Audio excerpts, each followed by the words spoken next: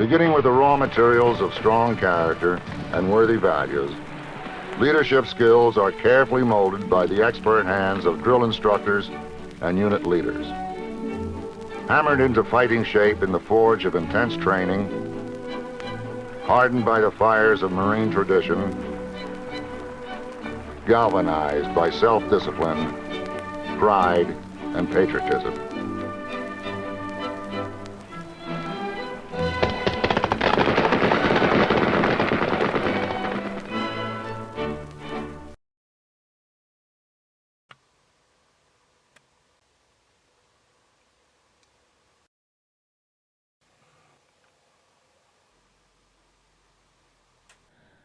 I'm Victoria McCoy.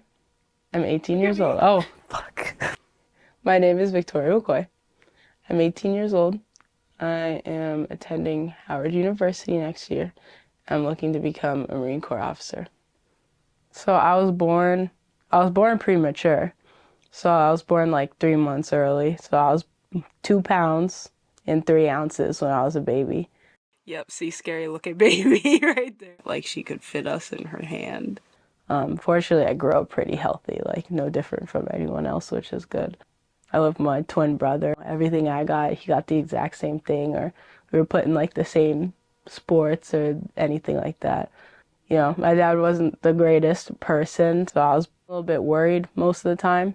Growing up with a little bit of anxiety, like, you know.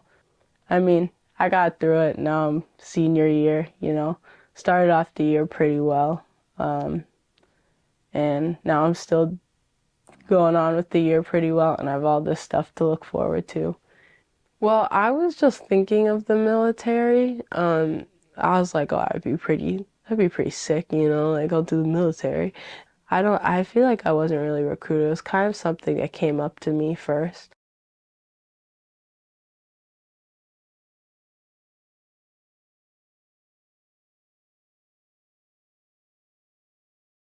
In these Marines stands the Corps' future combat leadership. Before reaching this day, this place of honor, they were no different than any other young American men. It's like a selective process. You're kind of graded throughout how well you do. You get to choose your job, like, depending on where you are.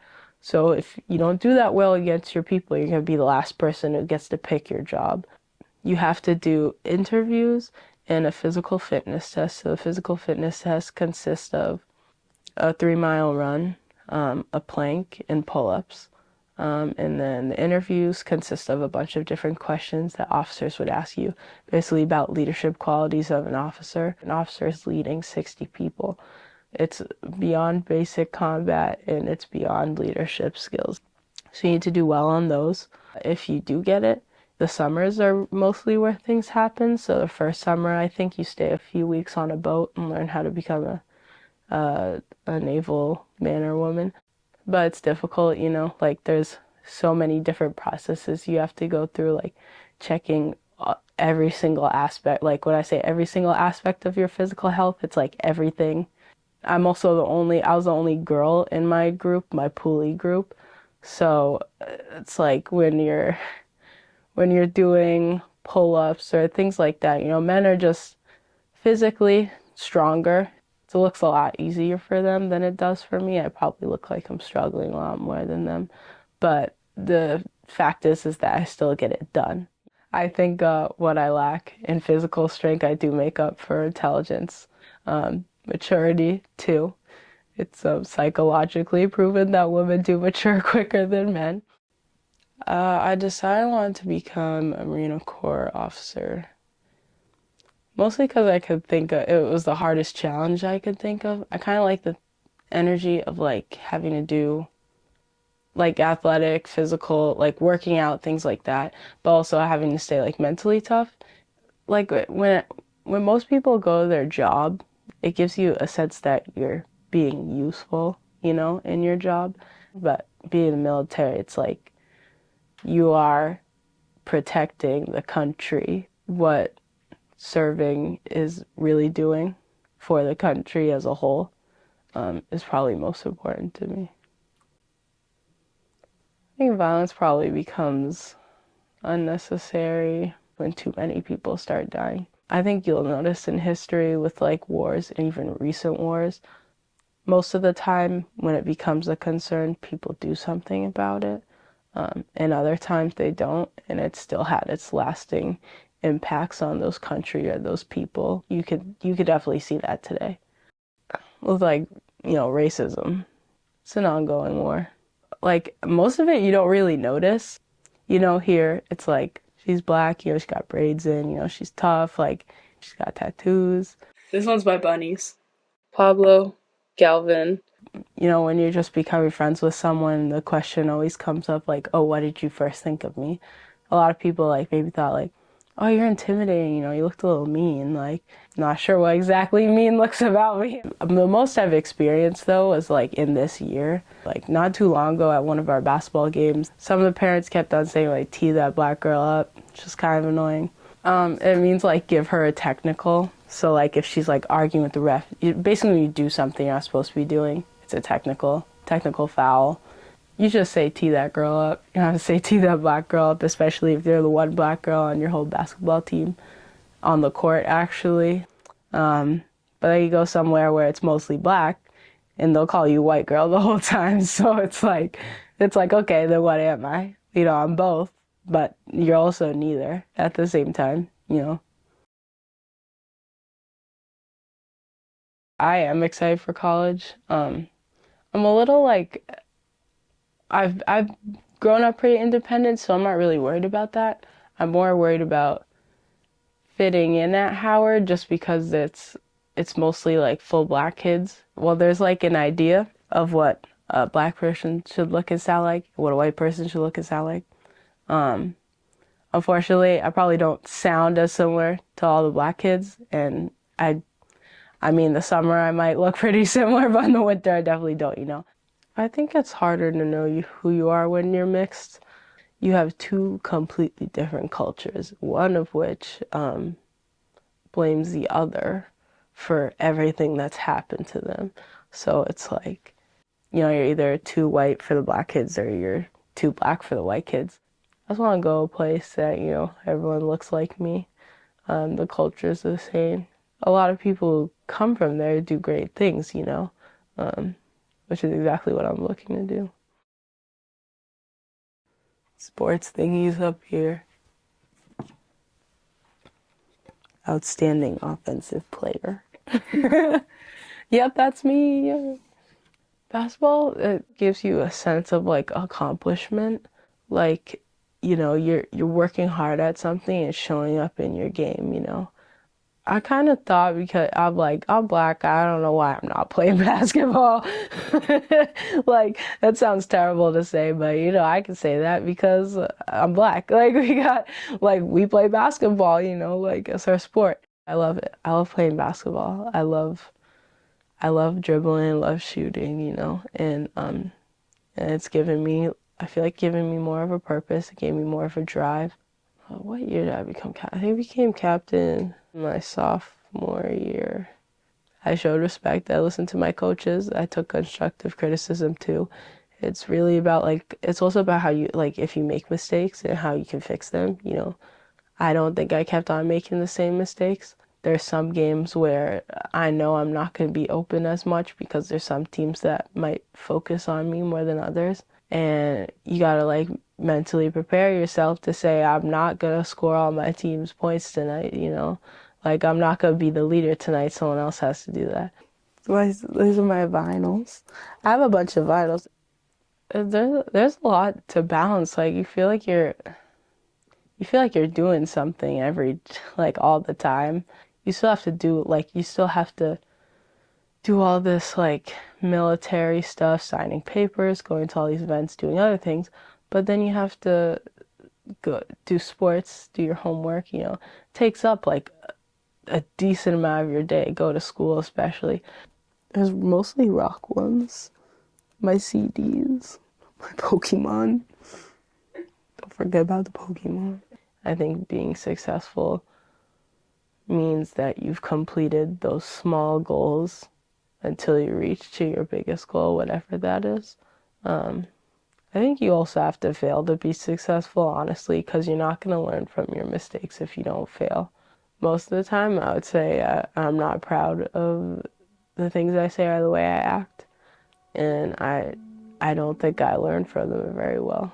I think that if I really liked who I was, then I wouldn't be trying to complete the hardest challenges I can, you know. I think on the inside I want to feel good about myself by doing all of these things. I'd like to say I like who I am, but I honestly have no idea. The end of a patrol, a battle, a campaign. You can see in the eyes of each survivor the price he's paid.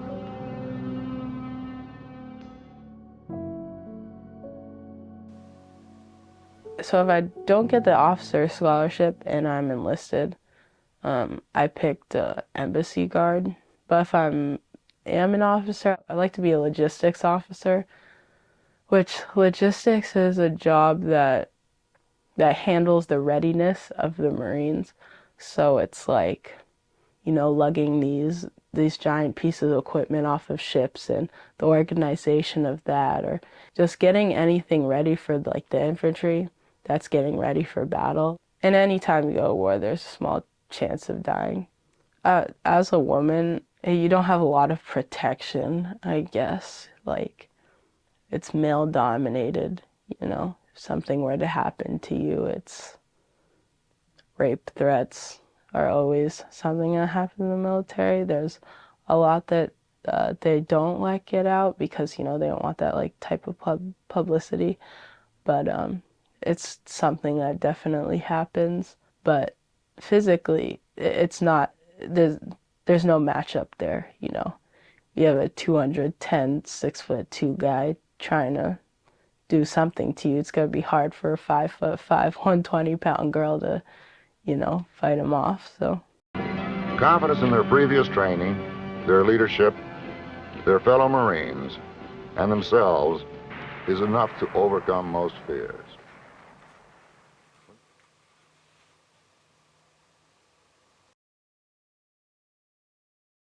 I hear back they said by the end of this month, and then I texted him. He said this board is taking a little longer than usual. You can't tell anything from these men. You know, they will not give you. I'm good at reading people, but they will make sure you cannot read them. So you have no idea if it's gonna happen. But my physical score is pretty good, and they said, you know, he said exactly to me, like, your interviews were good. We wouldn't tell you that if they were bad, you know. Like, we don't just tell everybody that, you know, you did a good job. And it seems you have a decent chance, you know. So hopefully, maybe by the end of this month, but I'm not sure because he did say it was taking a while. It's got the little Eagle Globe and Anchor, and then it says Marines on the back. So there's a test called the ASVAB, which is basically the military test. And everyone takes it, like, before they enlist, and that tells you what job you're going to have. So, like, if you get a really low score, they're just going to throw you into infantry. Luckily, I got an 81, so I had most of the jobs. There was a kid with me who was doing the PFT, which is physical fitness test, for the officer scholarship. He was the one other kid with me, you know. So for men's maximum, it's like 22 pull-ups, and for women's, it's like 7.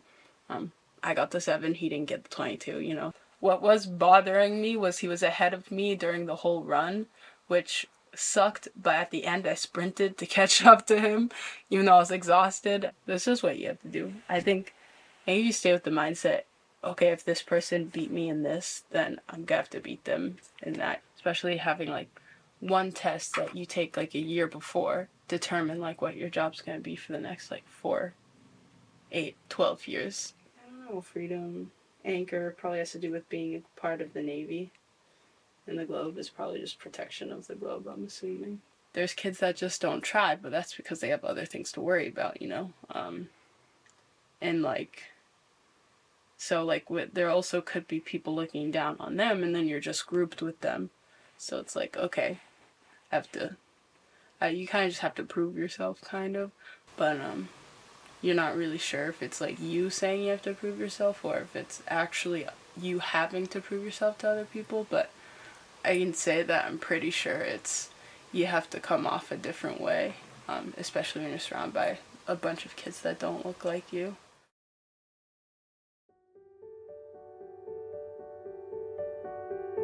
I think the idea of serving for your country is pretty important to me. Just because, you know, if anything were to happen, you know, I want to make sure I'd be the one protecting my family and my friends from it happening. You know, there's a lot of places in this world that don't have freedom, but in America, it's not really like that. And I think we're fortunate enough to have the opportunity, you know, of freedom to do whatever we want, you know. You look like you're gonna fly away. I feel a lot of pride in being a woman, honestly. Like, I feel like we go through so much for no good reason, you know, but we still manage to like make our way through, you know. Like, you see us doing things every day that we're not supposed to be doing, by, you know, ideas created like God knows how long ago. What's up, dude? It's hard, well, you usually make a statement that you're a girl, you know? You gotta let other people know, like, I'm a girl, and I'm about to do the exact same thing as you, probably better. Come here. You know exactly where to go. I don't have to tell you.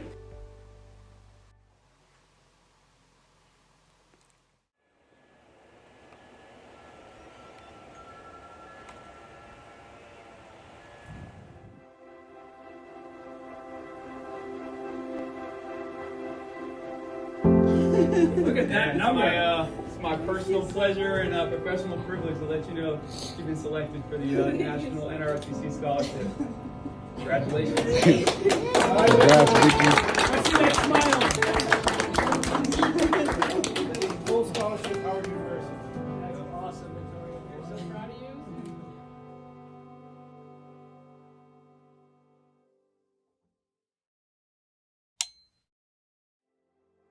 We built this country, first of all. Like, being able to build it and then protect it, it's like, it means a lot to me. I don't think it matters, like, where you're from. You're a Russian immigrant and a Brooklyn Jew, both Jews. I mean, if your home is here, you're American, you know. My biggest dream would probably be, I don't know, like having like a nice stable life where I'm not stressed all the time, you know. Like, where I have money, I have a house, maybe I have like a cute little family, you know, and you know, I don't have to worry about like, oh, I have to pay the bills, like, but I don't have money, you know, like my children not having to worry about like going to school or anything like that, you know, that they have everything taken care of, not worrying about how they need to make money until they become adults, you know. I don't know, finishing 20 years in the Marine Corps would be pretty awesome, I think. If I was in little me's place and I was looking at myself now, I would have been proud of myself. But, you know, there's still like little weaknesses that are there, because everyone has them. I think they've definitely made me stronger though.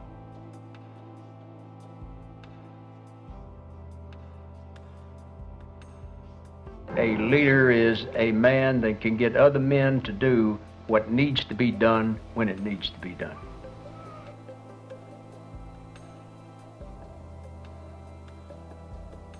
In these Marines stands the Corps' future combat leadership. Before reaching this day, this place of honor, they were no different than any other young American men. But they have been hammered into form in a different forge, hardened by a different fire, earning the right to muster with the elite.